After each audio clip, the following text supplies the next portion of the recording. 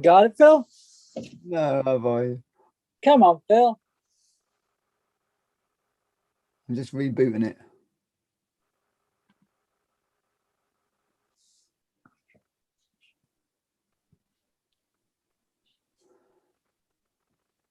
I think that's the old one I've got.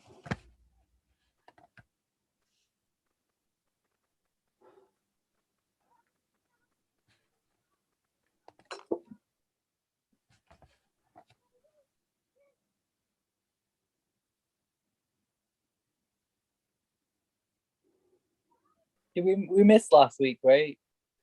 Yes. Okay.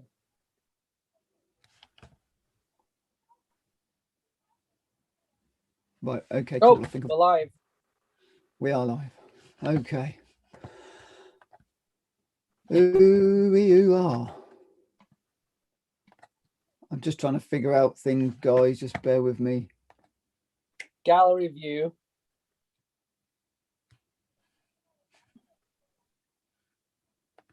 I'm just trying to get my so I can get the messages. I've got no clue for this. I got YouTube up, so just put. Oh, cool. I got you. Fantastic. So I can manage that piece. So if you can just put on gallery view. Yep. I said that like I knew exactly what I was doing then. Gallery. Yo.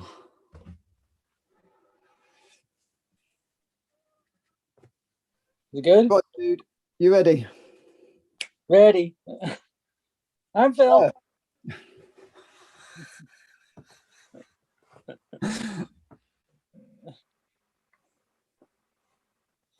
And your line, you know your line. He forgot his line. What are we gonna do? I'm Phil. And I'm Phil. And this is the Phil and Phil Show. So we should be doing a comedy sketch, really. Not we try and do a relatively serious show. Like I think we should no more serious. Enough. I think we should just do sit down comedian. Oh, August 1st, 2021. We made it. We're still alive. We made it. We're live. Look what I made. Phil, I'm gonna press record. This is press record. Okay. I'm gonna press record and we'll do the intro again, right? And you start. All right. I'm gonna press record.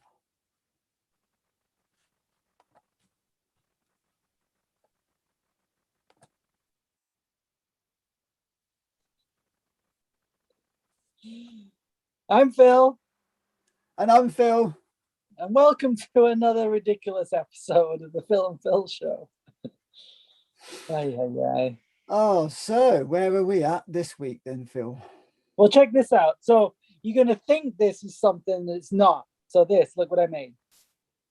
So I'm going to think it's a chocolate donut, but it's not. You're even going to think it's chocolate. So this is actually a carob treat.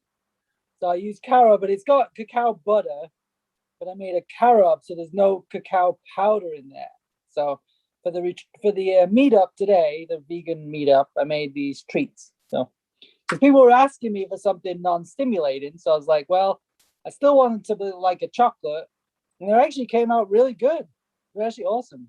So yeah, you can actually make really good caroby things. Can't you can, except people say to me, yeah, but carob's like chocolate. No, it isn't. It's nothing like chocolate. It's different, but they taste with the cacao butter in there. It's actually close. Yeah, but it tastes good, right? But it doesn't. You can't fool somebody. Right? Yeah, they're gonna know. But you could, because you look at it, and because I use cacao butter, there's still a little bit of the essence of the cacao flavor in there still. Absolutely. So it's actually it's like, oh, what is this? This is interesting. So you could actually fool somebody in this one, the way I made it. So. Okay, cool. I just remember when I was not eating any chocolate years ago, and everyone's like, "Oh yeah, eat carob. It's just like chocolate," and it's like, no, carob's carob. So if you chocolate. made that with like coconut oil, it would be like, oh, this is weird. So Yeah, yeah. yeah, it's just where people are trying to swap something for something, and it's like, just give it up and go eat carob, because carob's Yeah, I actually mean, very nutritious. it's really good. So yeah, I mean, it's unique. It's a great flavor. It's like a little bit. It's nice. It's got nice that natural sweetness from the carob. So yeah, it came out good. Yeah, carob's actually really sweet, isn't it? As opposed to Mhm. cacao, that's really bitter. Right. Yeah. So that's this week's show, and we're done. Yeah, we're done. Let's call it a wrap. And I'm Phil. No, I'm just kidding. So guys, we haven't got an agenda this week. We got lots of I think I agendas, need. but we I haven't think I got one need. specifically for this week. But Phil's going to eat it in front of us all, and I'm fasting again at the moment. What a torment! No, I'm not fasting, Phil. Oh, goji berries in there. Oh wow! So come on then, what's in it? It's only 4 ingredients: carob powder, cacao butter, coconut sugar, and goji berries. Oh That's wow, it. Mm-hmm. that's not a pinch of salt. Mm-hmm. Wow, that's really cool, Phil. Mm-hmm. Simple. You've just given me an idea. When we go to stand in the park on Sundays, that'd be a really nice one to take. Would be some little carob shots, Mm-hmm. some little carob, buttons. Oh yeah. What's that? Mhm. Is that like a donut of a hole in it, Phil? That mold you've got? Yeah, it's a donut mold. Oh So a wow! mini donut mold that I have, like a little silicon donut mold thing for mini donuts. So yeah. Do you know, I'm going to write that down, Phil, because I think that's really cool. He said, I'm going to write that down. So guys, take notes, right? So you want the percentages then? You probably need. I do it by weight, but the percentages are 50% cacao butter, 25% carob powder. So 50% of my bit of Phil. Look, that's all I've got. A little bit of paper. That's a banking scam or something like that. Oh no, we can get into that.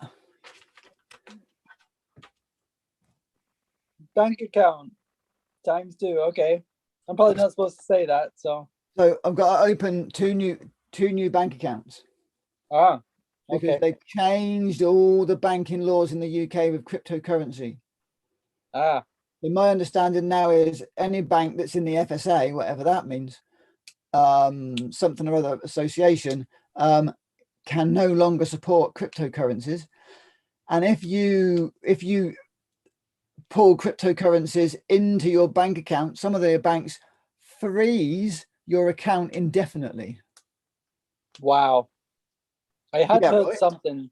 It's crazy. So they haven't banned it, you just can't use it. Well, it makes sense. Why would they support a currency that's outside of their system? You know.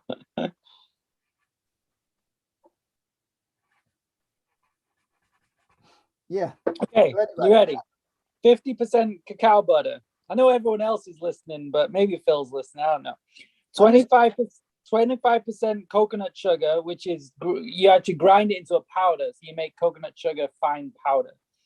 So you Vitamix it dry. So that's 25% coconut sugar, 25% carob powder, really good quality fine carob powder. And that's it. And then so I melt the cacao butter. I then blend it all together, and then I cool it down to below 89 degrees, which is 89 F2C is. I cool it to below 31 degrees Celsius, so it's tempering, and then I put it in. Then I pour it into the molds. Then I put it in the fridge. Cool.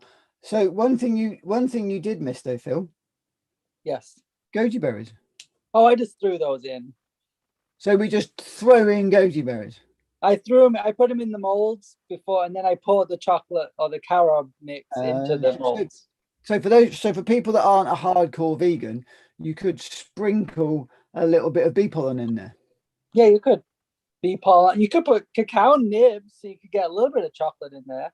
Interesting. You could put pecans, walnuts. You can do all sorts of things. I'll tell you what else might work well in there is the Inca berries. Oh yeah. Because you've got that little bit of sharp sour along with all that sweet, haven't you? Yeah. And then you could do like, if you like, well, I can't be bothered with dark molds. You could make a brittle. Yeah, that's what I used to make a lot with brittles. Just like, I can't be bothered. Just pour it on a sheet and mix everything in. Yeah, and then so sometimes what I do is I get a non-stick pan. I line that with well, in England we call it greaseproof paper. What would you call it over there? Parchment paper. Parchment paper. I hope that's not a toxic non-stick pan that you're talking about there. Well, I think the toxic non-stick pans are only toxic at heat. I don't know about that. Maybe. So that's what I said. Line it. Yeah. So parchment paper. That's good. Parchment paper. Yeah. Some people. What I do, so when I put my stuff in, I put my mold onto a cutting board and then I place it in the fridge, and that keeps it flat. I can fit multiple molds on a cutting board. Yeah. So what I've got for mine is I've got a little bit of board that I've made the same size as my silicone mold, so I can just nice, sneak it in the free. And I've also used plywood so it stays stable in the freezer, because you might, if you've got a really nice chopping board, you might damage it going from the heat to the freezer back to the heat again. Good. Maybe. Fine. I've never done it, so I don't know, but I'm thinking that wood doesn't like extreme temperatures. Probably not. So it just depends on what chopping board you've got as to how it can deal with that. So so I just got a new piece of plywood. I mean, my bit of plywood now is about 25 years, 20 years old probably. Nice. So I've made a mess, and when trying to get the molds in the fridge and them being angled and not cleaning out the fridge beforehand and trying to squeeze it in, and then there's chocolate everywhere. So top tip of the day is, if you're making chocolates and you're going to stick them in the freezer, because actually what I've found is the freezer works really well because it takes them down quickly. They release from the molds. If you put them in the fridge, they don't tend to release from the molds very easily. But yeah, top tip, Phil's just saying, right, when you're making chocolate, before make your chocolate, put them on the side, go to the freezer, check you've got space to put them in. Otherwise, you're in a chocolate disaster, or whatever you're putting in the freezer disaster. So yeah, top tip. So what's your favorite shape mold, Phil? Heart shape, of course. Oh, silly me, of course. Heart shape. I got some that look like leaves. Oh, nice. I have some really, really tiny, thin-leaved ones. They're almost like for decorating. Yeah. So like they're really tiny, like little, like 2 millimeters thick or something. So they're really tiny. So. Wow. Whenever we get on the show, I start yawning, Phil. It's not because you're boring me. It's just oh man, it's interesting. So yeah, we missed last week. So I was moving. So I moved out of my apartment, which was on the second story of apartments. So I was like 2 weeks ago, I was like, I'm never going to be able to move all of this stuff, downsizing and giving everything away. And somehow I did it. It's like, whoa, I had people helping me. But I went up and down those stairs, like, I don't know, 50 times carrying boxes. My legs were a bit sore, but it was okay. Good practice for the mountain biking, Phil. Yeah. But I guess going up and down the stairs uses a completely different muscle group to mountain biking, doesn't it? Well, maybe. It's probably similar, because you are kind of like to stand up and pedal, and yeah. So, but my biking's down a bit because I've been, I don't know, just being a weird year, taking care of Susan and everything. So Yes, I mean I think for all of us,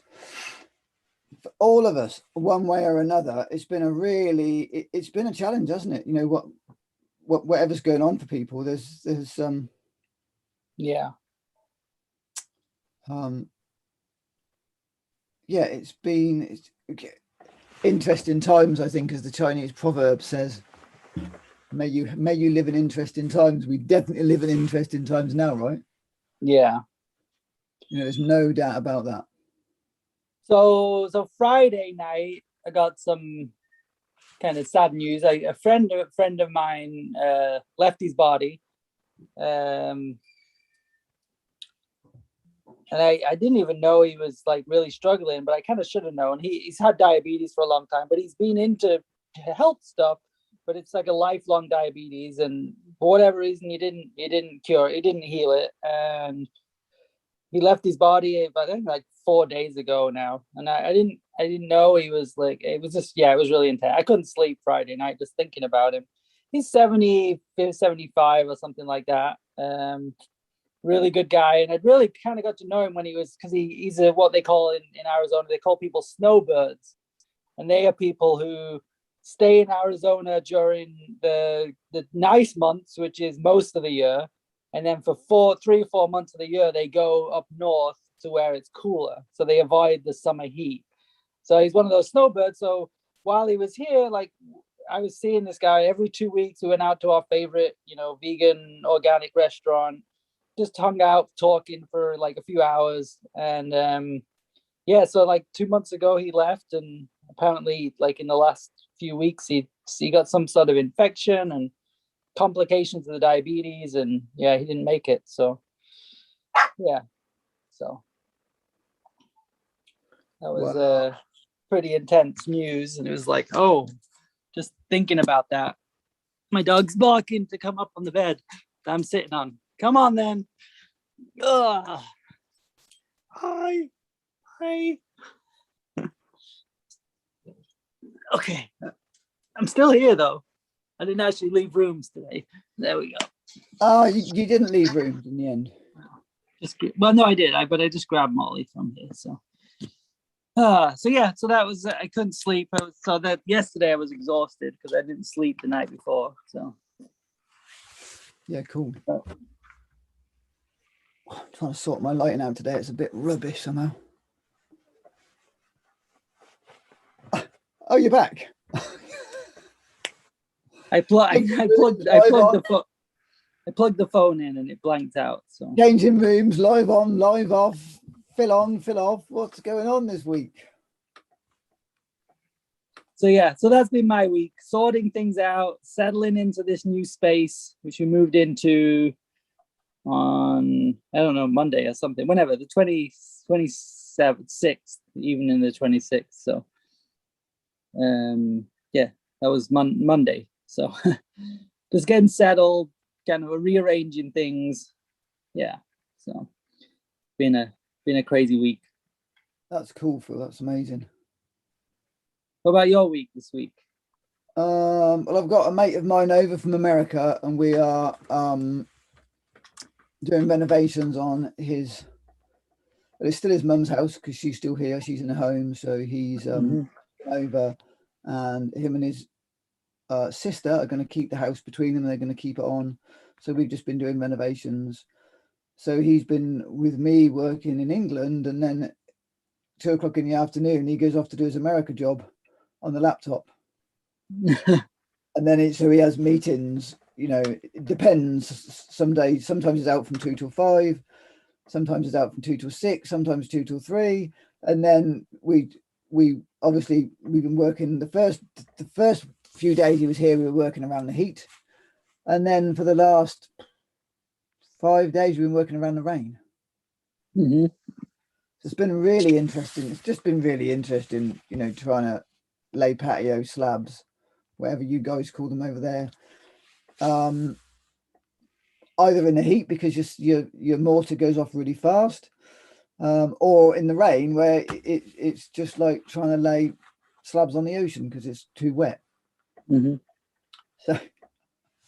So that and the times I've been getting up in the morning and doing some work, and then the afternoons I've been at home or going to get materials, and then when he's finished, working back again in the evening. It's kind of been full on. Yeah.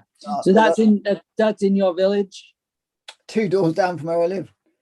Is that where you maybe going to stay at some point? Or Yeah. not? Yeah, that's what we're working on. We're going to see. I don't know quite how that's going to pan out, but we'll see what's actually going to happen there. See how it works out for us all. Mm-hmm. Yeah. So yeah, interesting times. So how things going over there? Is the produce coming back in the stock? Last we spoke, not on the show, you said there was a little bit of a down in the amount of produce available. Oh, the pandemic. Yeah, that's been really interesting. I went in a couple of weeks ago, and I was in one of our main supermarkets, and when I was checking out, the lady on the checkout started talking to me, and she said, "Yeah, we've got 8 bakers missing from their bakery because they all got pinged on the same day." So that's not that I mind, but it's I think it's harder to run a business when people are potentially getting pinged than in a lockdown. Right. In a lockdown, where you kind of know the boundaries and the rules, kind of. They make it confusing, but we've all kind of got an idea. But when people are getting pinged, all of a sudden you've got, £100,000 of a produce in a warehouse, and your drivers can't deliver it. Right. Because someone's been pinged somewhere down the line. So it just stops the whole thing. Stops everything. And then they're complaining that they can't get enough drivers. So I don't know. Who knows what's actually going on? So, there is still availability of stuff. You're not having any challenges getting produce or whatever. It's just, or is there? Dad was in the shop the other day. What did he say? There was nothing when he went to get something. Oh, bleach. Oh, lovely. That's a good thing. Hopefully all bleach gets obliterated. There was not a bottle of bleach in the shop. So whether people have gone out and binge bought bleach or whether they're not delivering it, who knows what the crack is. But there's just, it's interesting on certain, I went the other day and a lot of the fresh produce, the shelves were bare. Mm-hmm. And then I was at the checkout, and this bloke came with a I'm not laughing, with a shopping trolley of Diet Coke because there was no water. Oh, well, that makes sense. Diet Coke, water. Yeah, same thing. No difference. Same thing. It's like, well, Oh, Wendy's going on YouTube. Okay. So it's all a bit. It's just all balmy, Phil. So I think you just got to get rid of the NHS app and just get on with it. Yeah, well, that's why I imagine. Well, I've heard a lot of people are ditching it. So I'm like, that's really like the solution is done. Just drop it. Like, stop playing these games. Well, if you've been anywhere where anyone's been that might have had COVID, and so therefore they ping you, it might be that person didn't have COVID, but they got a test to say that they've got COVID, and maybe you had nothing. I don't know. It's all. I think what's going to come out of this, and what I'm hoping, and I think we're hoping, is we're going to have a resurgence of allotments, like we talked about on the show a year ago. But like you were looking into the history of allotments, and anytime we've gone through these times of scarcity and different things like that have been created or generated, wars and things like that, is people started to regrow their own food. And what I've been noticing is just like tons of like on Instagram, like tons of people popping into my feed who've got allotments in the UK. And I think that's there's gonna be a resurgence of allotments or community, allotments in America that would be community gardens. We're just going to see those popping up everywhere, and people are going to start growing and sharing food. So, well, to follow on to that, Phil, one of the interesting things in England is the council are trying to build on their allotments. To build houses. Mm-hmm. So they're trying to build houses on the local allotments, and then our high streets in our small towns are being turned into accommodation.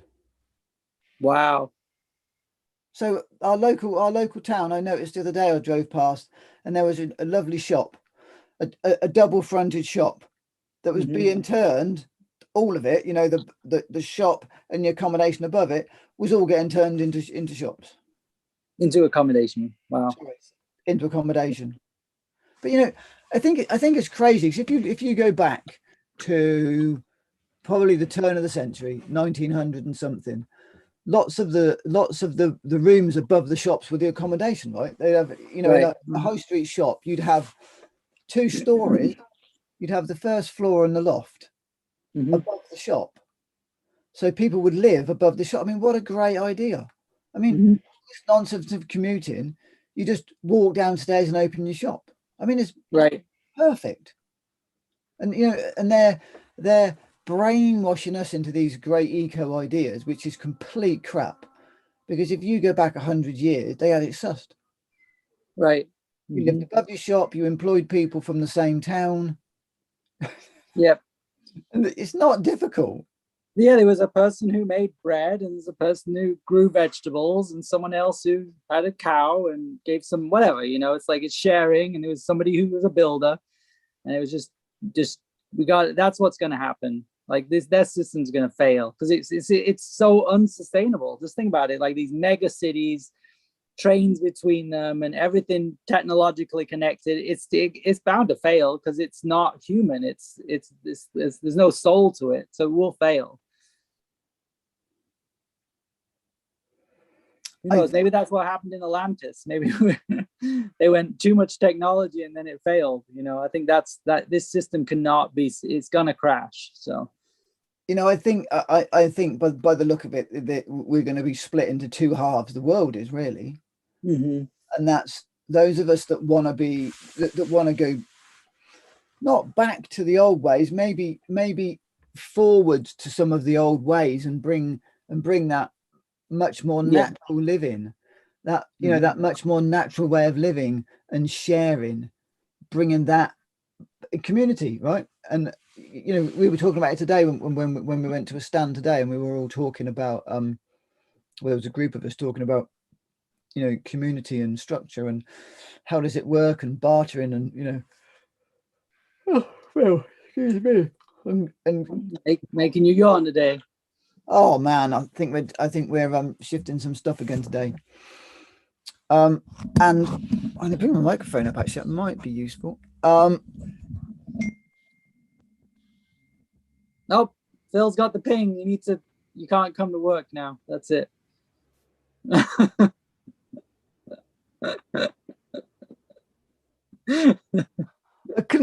had to stop doing the show for a moment. I was pinged. Do you have COVID? We're in trouble. Oh no. Let me check. You okay? No, I'm always hot, mate. Okay. I'm just hot, right? You're a hot man. Too hot to trot, as they say. I reckon that's some scam. Scamdemic. That's some scammy bloody text, that is. That's scam text. Hey, come back to the show, Phil. Don't let the pingdemic distract you there. It doesn't take a lot. So you were talking about yeah, we were at stand. So we were just talking about being in community, and you know, and the fact that someone was talking about communities, and most communities aren't very successful. They're kind of dysfunctional. They don't work. And I was like, yeah, and we've got to find a way through it. You know, we're going to have to create a community, these communities, and we're going to have to find a new way through. Right. Get out of the ego, get out of, you know, and I think one of the cultures that I know about, not a lot, but I know about, is the Native American culture. Right. And that they were really successful. You know, if you study I haven't studied a lot of it, but if you study the history of the Native Americans, you know, they were actually very civilized. They actually had a lot of stuff sussed. Mm-hmm. And, you know, they were saying about in our country, in our time, we didn't have any prisons. We didn't have criminals, because if we saw a man without a horse, we gave him one. Mm-hmm. If we saw a family without a home, we gave them one. Right.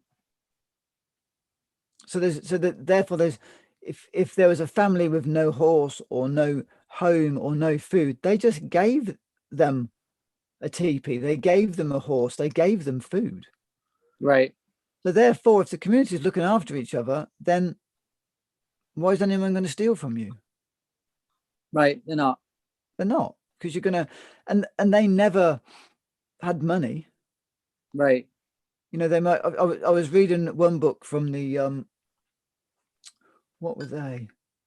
I got a feeling they were Cherokees, and they used to ride for 12 weeks to get salt. Wow. 6 weeks there and 6 weeks back to get salt. I mean, wow, it's phenomenal. And then in return they would take, you know, beaver pelts or buffalo skins or whatever they'd arranged the year before that they needed. Mm-hmm. So yeah, very, very, very interesting. It's interesting times. Yeah. So, but you know what I was saying to this woman is, from what I can see, and I'm well open to being wrong, is there needs to be some kind of a leader. There needs to be an elected elder of the tribe. And then there needs to be a council. If you include everybody, of course, nothing gets done because you spend too long talking about it. And you need somebody. I've got experiences with that. So did you say you have? Yeah, I'll share in a minute. So it appears to me, from looking at different things that I've been involved with, and you know, studying the Native Americans, for example, they had a chief, but he was elected. And when the people or the council decided he was out, he was out. They don't have 5 years. They don't go, oh, you've got 5 years to screw it all up. They go, right, you're elected. Let's see what you do. And if they don't like it, they find somebody else, you know, if not a person, but, you know, and it's just interesting that they're elected and they stay there because they do a good job. And I always thought about that. It's like, why do we even kick somebody out? Like, so, and if they're doing a great job, let them stay there. Yeah. Like, and then pass it on to the next elder. Why do we like go, oh, well, they only get there 4 years and then or whatever it is, depending, like, and then they're out. And it's like, well, what if they're doing a great job? Like, why do we even need to, like, it's just crazy. It's all broken, but yeah. So someone was saying, oh, well, we got to fix the system. And I said, no, we don't have to fix the system. We don't have to break the system. Forget about the system. The system's broken and it's unfixable. Like, we just got to know. We are in a time now where we have to create what we want. Mm-hmm. And these little movements that we're involved with are definitely bringing the subject to a head. You know, they're definitely saying, well, you know, because I was talking today about cryptocurrencies. So we were talking a little bit about cryptocurrencies, gold, silver, and fiat. You know, we were just talking about, and someone said about cryptocurrencies, well, you know, isn't that just a computer generated thing? And I said, yes. But when you go to the bank to see how much money you've got, that's on a computer. And they're like, yeah.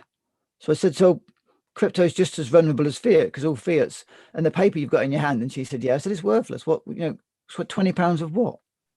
It's what we agreed upon. That's all it is. Well, it isn't what we agreed upon. Right. True. It's what we agree upon now. Right. But it wasn't what we agreed upon. I mean, that was just, it's just a promissory note.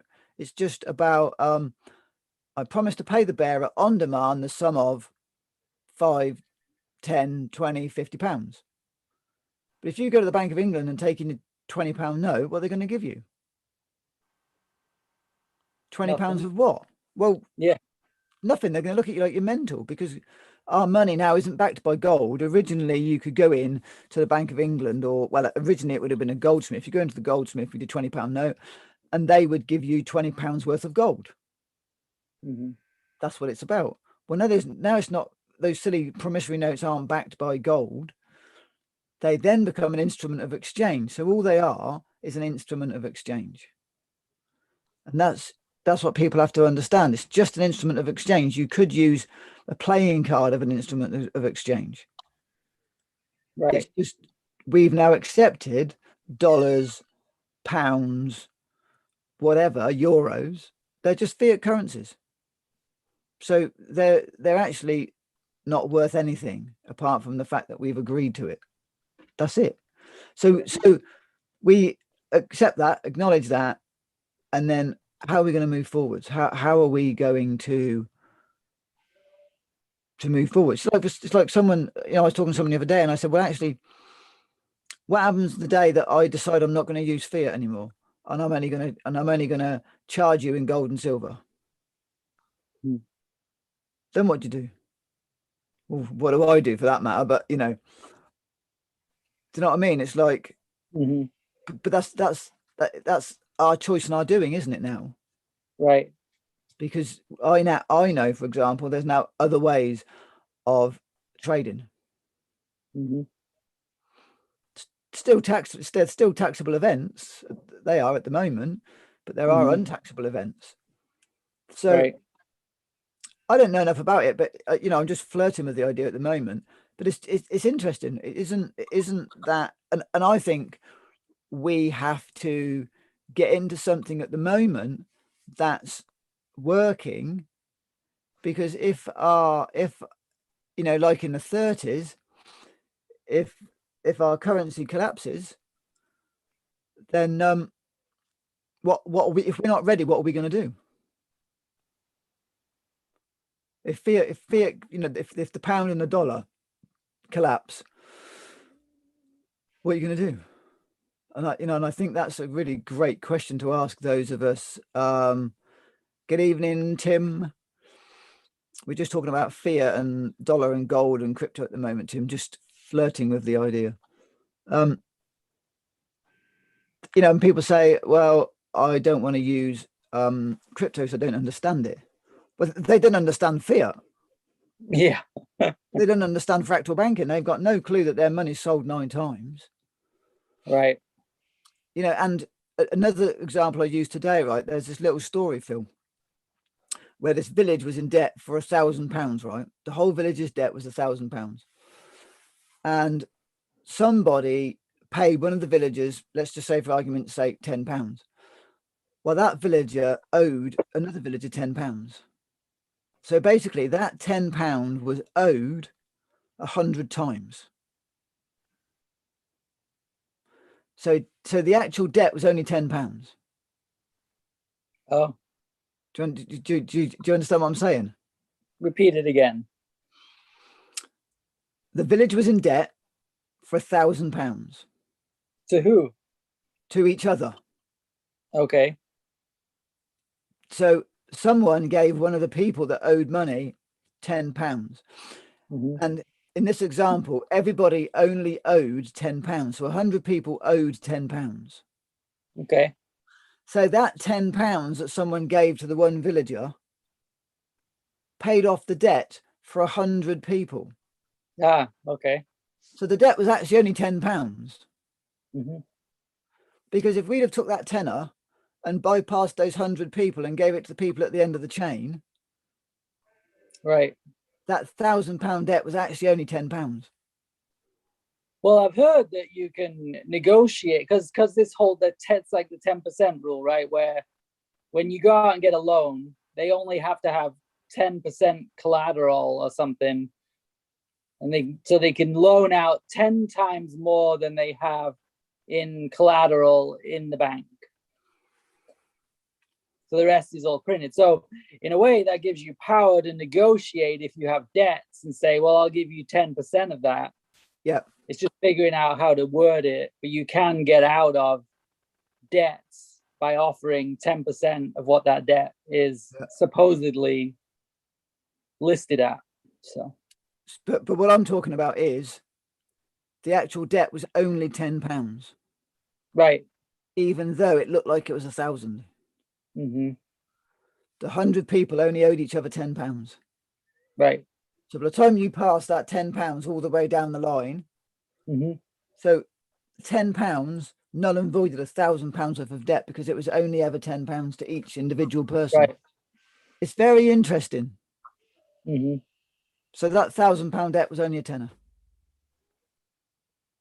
So it's just, I don't know quite where I was going with that, guys. I'm sorry, I've got lost now. You're on your little track there. But basically this whole thing, this whole last 2 years has been trying to a massive wealth transfer. But what are they transferring? So sure, they're going to get these billionaires that got all this money, but it's still illusory in the end of the day. Like they think they're getting all of this money and all of this wealth in their possession, but it's actually all worthless, and they're actually not getting anything. Well, you see, the thing is, or are they? Well, the thing is, when they've got all this illusory money, they can then buy real things. So our friend Kill Gates has been buying all the farmland. Mm-hmm. So he's using illusory money to buy real products. So he can afford to pay twice as much as the farmland's worth. Right. So the farmers sell it.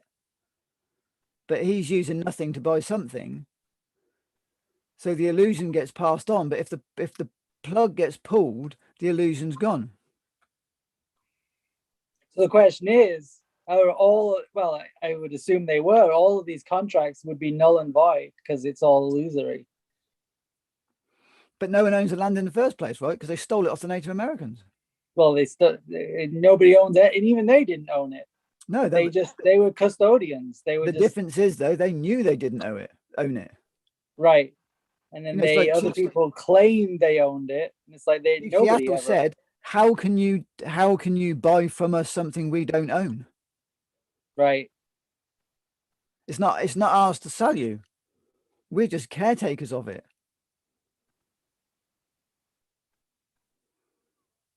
So they knew, that's why, I like using the Native American philosophy, because actually I don't know much about the Aboriginal or other. I just, for some reason, the Native American philosophy is something that's come to me.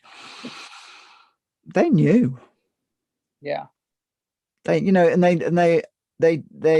took, before they made a decision, it was how is it going to affect the seventh generation? Right. If it isn't good for them, then we're not going to do it. Yeah, for each choice we made, we thought about how is it going to affect 7 generations down the line, what different choices we would make. Like we make these flash decisions, and yeah. It's the same as when I'm building, right? I build things because I think about the person that's coming behind me. So if I build a fence, I think about, so how's that person going to repair that piece of fence? How's that person going to do that? So I try and build in so people can repair and change. It's not always possible, but for things like putting fences up, I'll use screws into the nails. I'll think about the access. I just think about other people when they follow up, and someone's like, why do you care? Wow. And I said, well, because it makes a difference to the construction worker that follows behind me, and it makes a difference to the person's pocket. If I can spend half an hour doing my job so the next person behind can save 2 or 3 hours, then happy days, right? Exactly. So then, wow. And then look at, I mean, England's got great examples of this, where there's these houses that are hundreds and hundreds of years old, and they're being maintained in the natural ways, whereas these modern houses are thrown up to last 10 to 15 years, synthetic materials. The designs are failed, so that you have to replace the roofing material.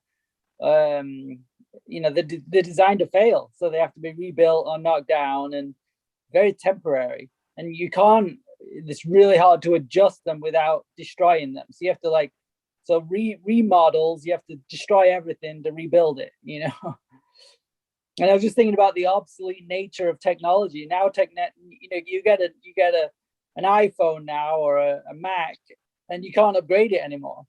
I mean, that's the extreme of it. It's like once they decide it's obsolete, it's like it's trash, you know. And yeah, and it's all built in obsolescence. Yeah. You know, I remember when I was a kid, and we have a washing machine or a cooker or a fridge or whatever it was.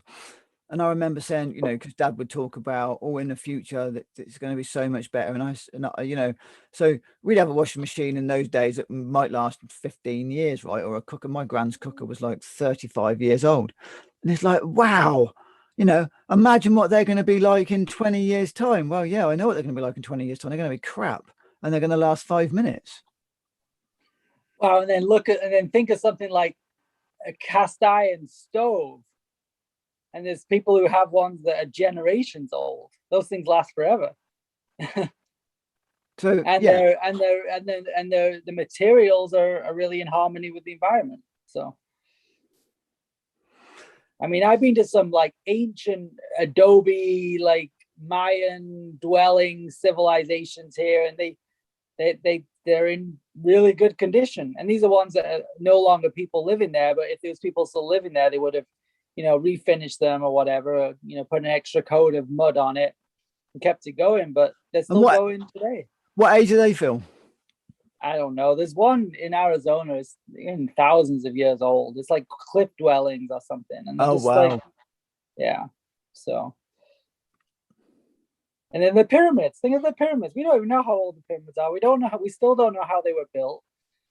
And they were built, you know, and those buildings of those times of Tartaria and places like that, where it's like these buildings were built, or the cathedrals you see around England. They're just like those construction materials. They last.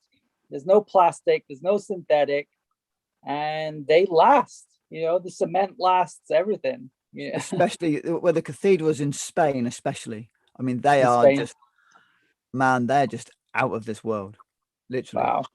It's like we couldn't build those now. We haven't got the technology or we haven't got the skilled man or women, whatever you want to call it. We've lost those skills, those natural building skills. We've lost them. And yeah, I was listening to this podcast talking about natural building, and like we don't do it. Well, for some reasons we don't do it because planning permission doesn't let you do like adobe buildings or straw bale.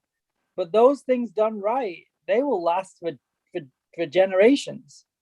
And they're not using anything synthetic. The buildings breathe, so the buildings can breathe, as opposed to these hermetically sealed dwellings that are unhealthy for the human, unhealthy for the planet and the environment.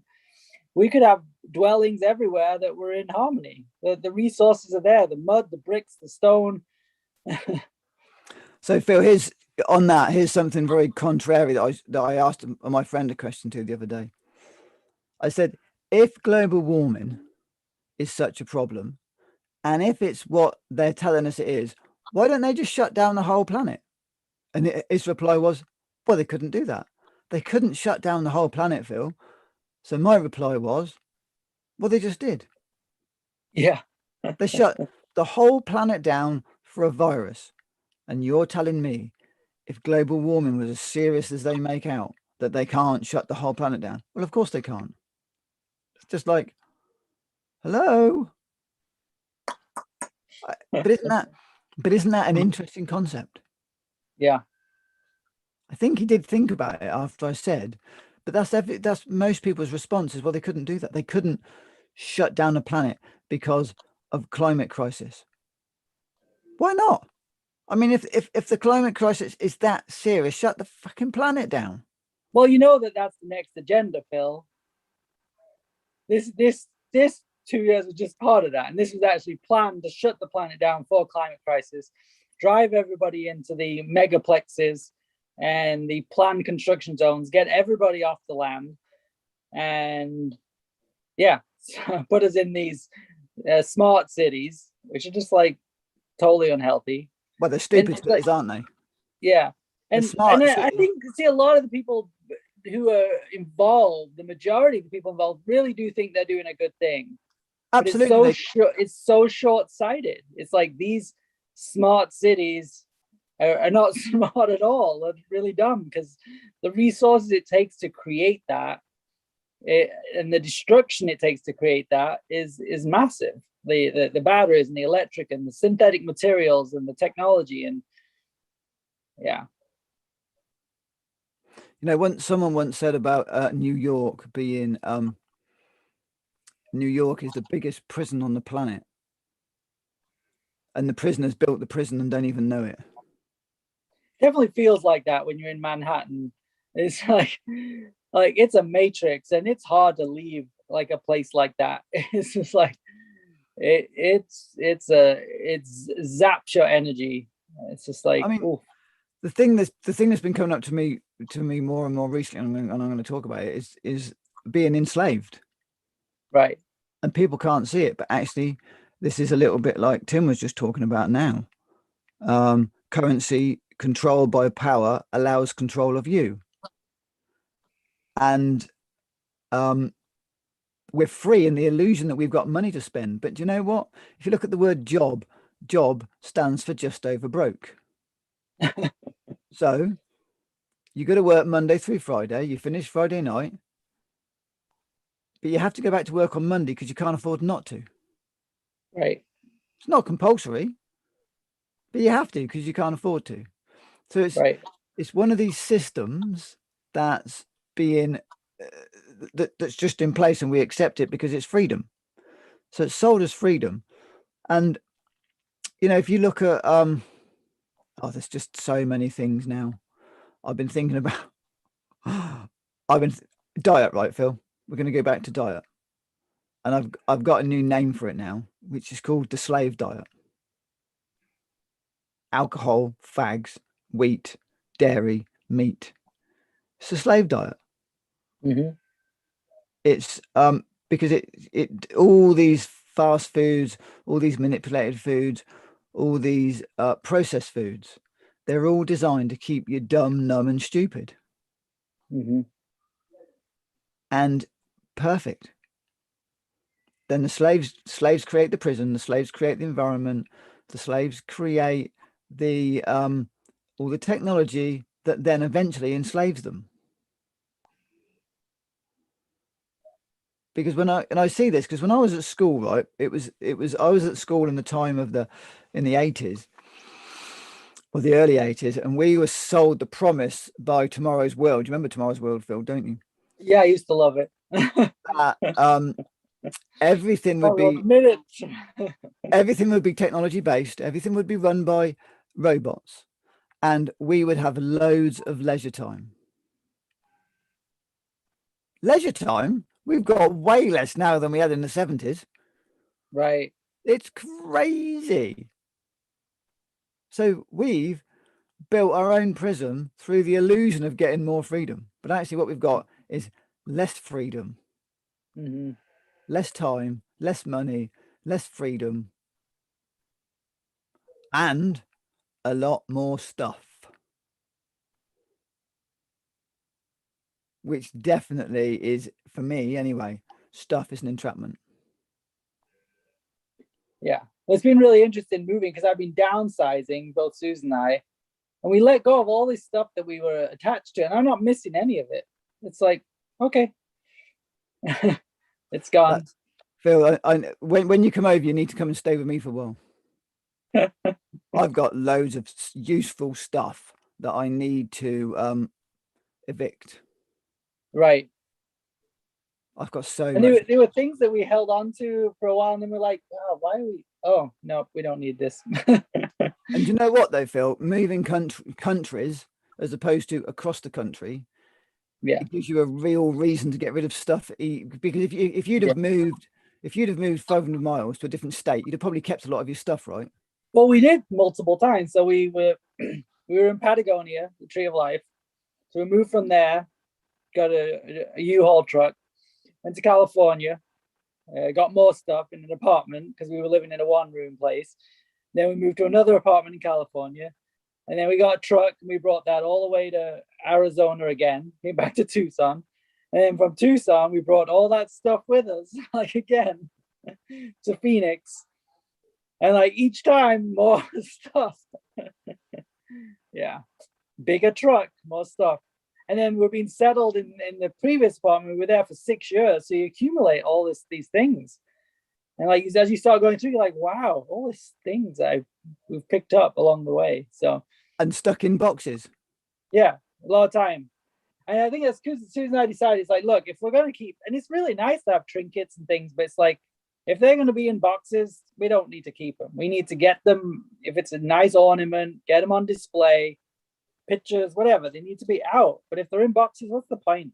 And this storage industry, I don't know if it's like in the UK, but in Phoenix, like I keep seeing these multi-story storage places. Just they're huge. They're like skyscrapers of the store. I was like, oh, they're building an apartment. No, they're building a storage unit. And it's like 6 stories high. It's like near my work, and it's the storage.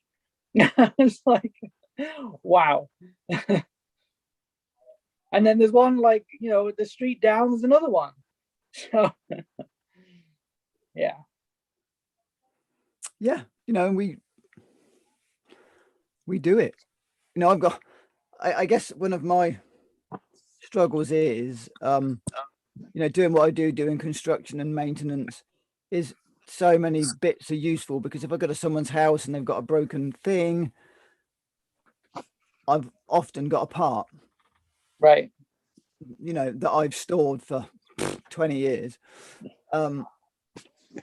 because otherwise they've got to have like a whole new load of guttering around a house or something, just because I can't get a clip that fits it. Yeah. I've got a bit of a habit of keeping older stuff, because I do lots of work on older buildings. So I've got. Well, I mean, there's a use there that, I mean, if you got a place to put it and it's like you are going to use it. So it's hard. It's a balance. It's a hard one. It's a tricky one. Because you don't want to go buy a new one, like if you need to get one, and maybe you can't even get it, like you say. So. Well, a lot of the time now, because of our old ironmongers have closed, I can't go and buy these things anymore that I've got in my workshop. I can't just go and buy it. And because everything's changing all of the time. You're still on? That was Susan saying, are we still on? I said, yes. Still on. We're still rattling away. I wanted to say hi. Hey, Susan. Hey, how are you? Very well. How are you? I'm doing pretty good. Philip's Fantastic. taking good care of me. Poor guy, he's got a full-time job taking care of his wife. Brilliant. Well, he'll have his day, huh? I'm sure. He's broken 2 wrists, so yeah, I helped him out then. Oh, yeah, wow. True. I helped him out then. Not recently. Helped him get his cast off with a saw. Wow. What was that saw and little clippers? We got those clippers to get it off. Anyway, terrible. That was a few years ago now. Wow. Well, we didn't want to pay the guy, the doctor, to take it off, so we just took it off ourselves. Fair play. Yeah. You didn't do any damage taking it off then? No. Can imagine being back in the doctor's surgery room because you tried to take your cast off. Well, that has happened. When we were looking it up, we were looking up different ways people take casts off. Yeah, it's not a good thing. It's not a fun thing to look up. Yeah, some disasters. I can imagine some people get a hammer and smash it, right? Oh God. No, it's circular saws and things. They try and cut it off. Yeah. Oh my days. Because that's what the doctors use, but they have ones that don't cut skin. They have like sensors in them or whatever, right? So anyway. Avoid that gruesome thought now for a second. Wow, man. That's incredible. So we've kind of been all over the place tonight, haven't we? So, well, I want a little ad here, a little advertisement. So I created a little board game. If anybody who's still on the show, I created a board game. It's called COVID 1984, the board game. So it's ridiculous. Have you got an image you can show us? Well, I'm on my phone right now. I don't know if I can share the screen, share content. Only the host can share in this meeting. No. So I'll share it next week because I should be getting close to print. So basically, it's the intent of it. I don't know where it came from. It downloaded and it's like, you have to do this. I'm like, okay. So it's like the game is set in a forest garden, and you go on these stepping stones through a labyrinth in and then through a labyrinth out. And then there's stops along the way. There's a sweat lodge and wild swimming in a lake and the waterfall. And then you go, and then there's forest bathing. What else do I have in there? And then there's like spots where you land and you give the neighbor a hug, or you meditate for a minute. But then you do land on some danger things. So there's dangers, conspirators, and conspiracies. But then you also land on solutions, which are remedies and healing therapies. So basically the goal is to get rid of all these, hi Molly, get rid of all the conspiracies and conspirators with positive solutions. And that's what the whole game is about. And it's about family. There's no winner. Everybody has to help each other through the garden, through the labyrinth, and come out and go back home. So there's no winner, and everybody wins, but only if you help each other. So that's priceless. Yeah. So it's going to be awesome. And I've played it a couple of times with some friends, and it came out great. So. And I've got shares in it. You do. You invested in the startup. So invested in the am I your only startup investor? You are right now the one and only startup investor. So guys, if you want to support Phil in his mission to help you deal with this nonsense in a constructive, proactive, community way, please donate. And go to covid1984game.com. Have you got a website for it? I do. It forwards to a free WordPress. So I just own the domain, but then I got a free WordPress site. So I just paid for the domain and then forwarded it. So Phil, how much is the full game going to cost when it first comes out? I'm thinking like $30 or something. Because it's a little pricey to do, but so my ideal is to print it on canvas that can be rolled up, but the canvas is insanely expensive, so I can't really do that. I mean, if you had enough volume, it would be fine. So what I'm starting out with is actually it's a synthetic fabric, but it'll last a long time. It's not PVC, so it's not going to be off-gassing. It's just like it's a fabric that they use for like flags and banners, but naturally. So it's it's obviously nylon, but it's not PVC. So I was like, I got to get this going. So how much is shipping going to be, Phil? It's a good question. So the way I'm designing it is that can be rolled up and put into a cardboard tube. Brilliant. So that should make the cost of shipping lower. But that I was thinking when I was going to have it more of a solid kind of thing. So I might actually be able to just put it into like a 100% paper mailer, and so I might be able to fold it up because it's a flag-like material, so it's not going to crease. So I might be able to change my packing material and make it so it can be shipped with a really minimal footprint. So you reckon you could ship it for $5? I'm thinking I might be able to, yeah. So for kind of $35, yeah, they get this amazing game. Yeah. There you go, guys. It's brilliant. 35, but this is in the US though. It'll be different when Phil comes to the UK. We can get it then. Right. But if enough of you are interested in the game, I can always work out with Phil, and we can get it. It'd be better if he brings it over. So what I'm doing is I'm launching it as a beta version with 22 copies of the game, because that's a break point on the cost of printing the board. I'm printing the cards myself, so just on some like little it's card stock, little 2 by 2 inch squares, so it'll be the cards, and then they'll go into little cloth baggies, so it's really as eco as I can possibly make it for where we're at. So but yeah, if people want to donate to help me make my first purchase, that'd be great. So Yeah, basically, for instance, right, if someone wanted to donate in the US $35, Phil can then, once they're printed, Phil can ship you a whole game. Half a game's no good, is it? So he might as well ship you a whole game, right? Well, I'll miss a few parts. So then this is a beta launch. So I'm hoping the first 22 people will give feedback on what they like, what they don't like, and then I can adjust it before we go to full launch. If it's a winner, which I think it will be. And also, just so you guys know, we've done the feng shui measurements on the on every part of the game for Phil. I've sat with him and we've gone through the measurements, and we're several times now.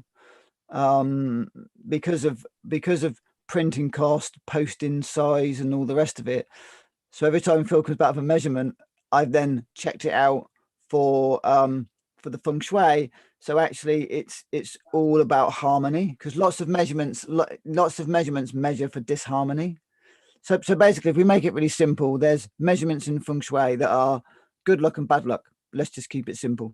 And then within those realms of good luck and bad luck, there's like really bad luck and some not so bad luck, and then there's some good luck and really good luck. So I've managed to be able to be really specific for Phil for this game. So it's like it's all the measurements for it, the cards, the board. It's actually the board and the cards work out at the same measurement, don't they? So actually, well, the cards are 2-inch square. Yeah, but what I'm saying is the luck, because the ruler changes length. I think I've got them both into the same. They're both in good luck. So the board is 18-inch square, or 1.5 foot square, 18-inch, and both of those numbers work. And then we looked at regular cards, and the regular playing cards are actually really out of sync. I don't know where these numbers are coming from, Phil. Maybe you can give us a background, but basically the cards in the board are in what Phil says are good luck measurements. So I'm just gonna check again, because I wrote down, Phil, what they are for. So the 18-inch square board game is actually 6 types of good luck. And the one, did you do 1.5 square? No, that was 1.5 feet. So it was like when I buy the board, it was 1.5 feet or 18 by 18. It's the same thing. So 1.5, but so I did 1.5 inches. I didn't realize. So right. Yeah. So the 18-inch square board, that's what you made it in, right? Yeah. That's 6 types of good luck. So when you own that board, it has the potential to bring you in 6 types of good luck. And then when you said with the cards, I chose a 2-inch square, which is about 50 something millimeters, I think. And you said anything below 54 was in a good category, I think is what you said. So I know 24 was unexpected income. Yeah, we did that. We did that on Skype. Not Skype. We did that on camera live the other day. So I didn't write down what 2 inches was, but I can work it out right now. So you have to tell us where these numbers come from when you do that, after you do that. 2 inches is 50 mil. So abundant good fortune, Phil. Wow. So each time you handle one of those cards, wow, that's really cool. Yeah, that's why I was very specific about. So you've got, so the board itself represents 6 types of good luck. Is that what I just said? Yep. Mm-hmm. And yes, the cards are abundant good fortune. So that's so cool. It's a great thing to own, right? Mm-hmm. An amazing thing. It's and it's really unusual to be able to get, like business cards. It's really hard to get a business card. So both the sides of the business card are in good luck. You normally, English business cards, by the way, both measurements are out. They're both in bad luck. Whereas a US business card, the short side is in good luck and the long side's in bad luck. So, it's better. Oh. Where are these numbers coming from, Phil? What is this? This ruler that I use is called the Luban. It's from I studied geomancy. So it's a type of, I don't know if you guys can see. Can you see that up there, Phil? Geomantic divination. So this So this is the this tells you the measurements here, and then this tells you what the measurements mean. So I've put these dots.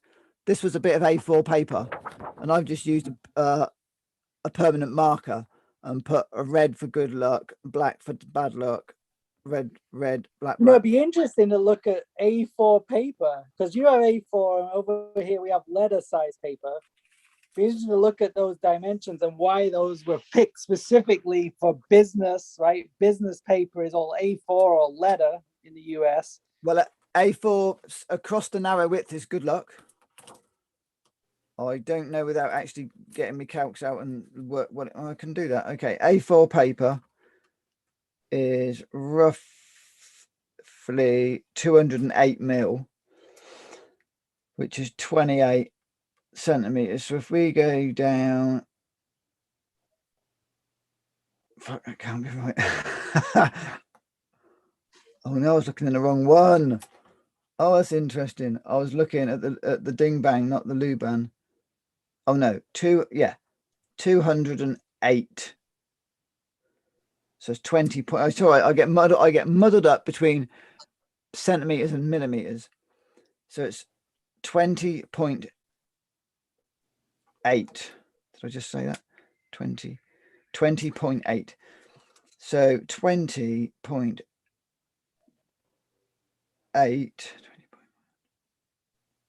is very good fortune. Well, that's good. And then if we go down the long run.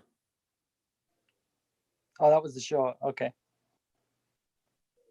Is 295. So that's 29.5. So this is fab, right? 29.5 is lose everything and lose your and loss of everything and loss of job. Oh my God. What do we put resumes on? And then just underneath that, so that's 28.2 to 29.5. And if we go from 29.5 to 30.9, it's chased from home in disgrace. Oh God. You know, how the hell are we ever going to be successful in business using this shit, right? Yeah. Do you know what I mean? So then if we go to business, where's my business card? Have I got one handy? I did have one. There's a guy here called the Raw McCoy, right? If you're watching, happy days. If you're not, happy days. So his card is 85 mil, right? Which is 8.5. So 8 to 9, which is across that way, is going to jail, right? This is really specific bad luck. And then across the other way, it's 5.5. Money retreats. Oh, lovely.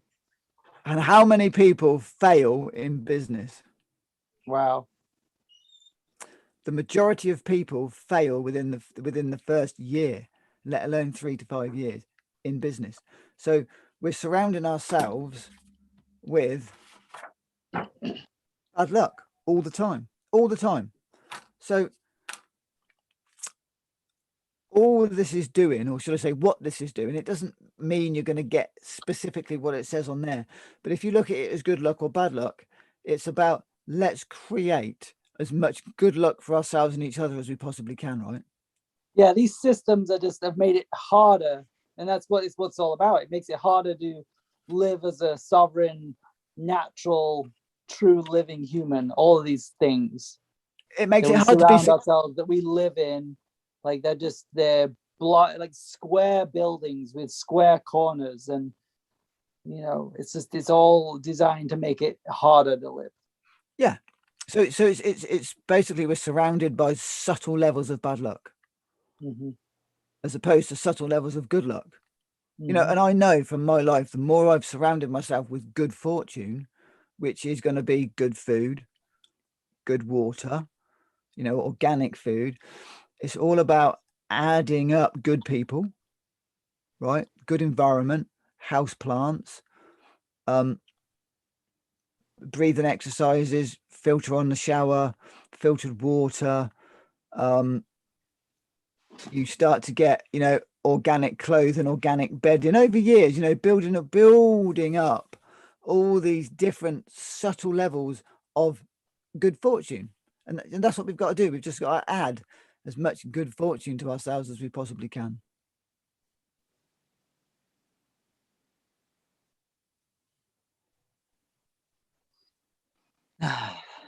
Oh, and on that note, it's time for colour. And on that note, we're gonna have Earth Star Rainbow Dragon. So just take a moment to center yourselves. Take a breath in, and imagine your Earth Star chakra, which sits about 2 feet underneath your feet in the ground. Oh, started already. And we're going to take a spray of this. I'm going to breathe it in for us all. And I'm going to share it out with you. So breathe in. Let's imagine that Earth Star under your feet.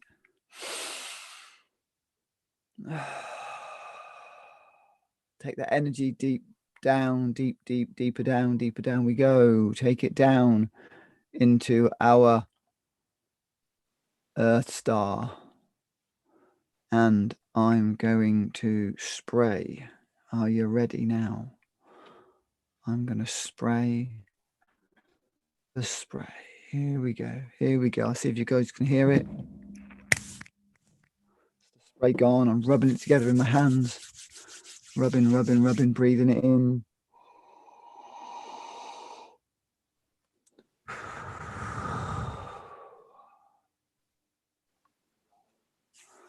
Breathe that in, take it deep down, take the energy of that down to your Earth Star, wrap it around your Earth Star and anchor yourselves firmly to the ground.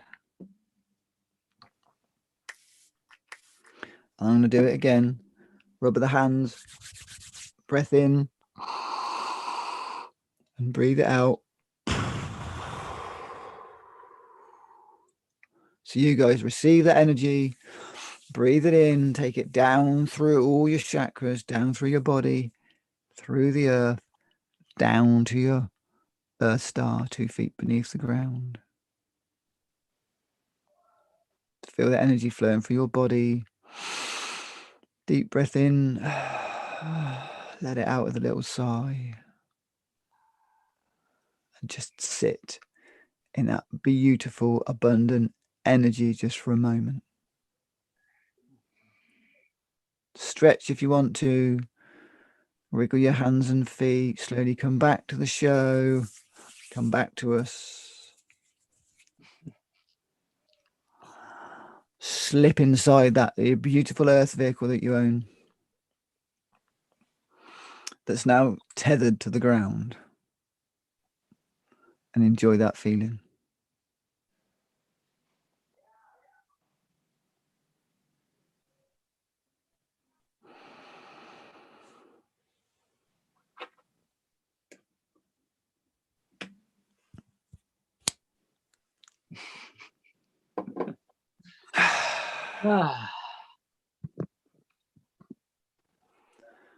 Groovy stuff. Yep. So we've been all over the place tonight. We ended up at board games and feng shui and geomancy. So, it's really cool. I mean, with the geomancy and divination and the feng shui, you can get really deep. I just touch the surface just to, I use it for fun. And to me, it's about, some people stack, like you can do mushroom stacking or supplement stacking, right? Let's do good luck stacking. Let's just stack as much as all the chopping boards I make now, I do my best to make them within good luck realms. That's, it's just a simple little thing that I can do and share, pass on. When I make myself a bookcase, I always do my best to get it in the good luck zones. I can't always because the gap doesn't work, but yeah, that's what I consider doing. Now I've said that I'm going to measure this bookshelf, but of course it's all about what's mass produced as well and how your books fit it. Oh, look at that! That shelf that I built is in the good luck zone. So yeah, I try and do it as often as I can, where possible. Great. What a fabulous show. So good luck stacking, guys. Remember, stack your good luck. I'm Phil. And I'm Phil. And this has been another fabulous episode of the Phil and Phil Show. Check us out at philandphil.com. Make a large donation on our website to support us. And like, subscribe, all those things on our YouTube channel while we're still on YouTube. Yeah, guys, it's really important for us if you can interact with us. Give us a thumbs up, a hi, ask a question. Hey, thank you for the thumbs up. Send us a heart. Interact with us, please, because it really makes a difference for us to get viewings, to get further up the YouTube pile. Yeah. Thumbs up, subscribe, like us, leave a comment. Love you guys. Thank you very much. Thanks for joining us. Thanks for joining us. We love you. Love you guys. Thanks, tribe. I felt you're in control, so you can end the recording and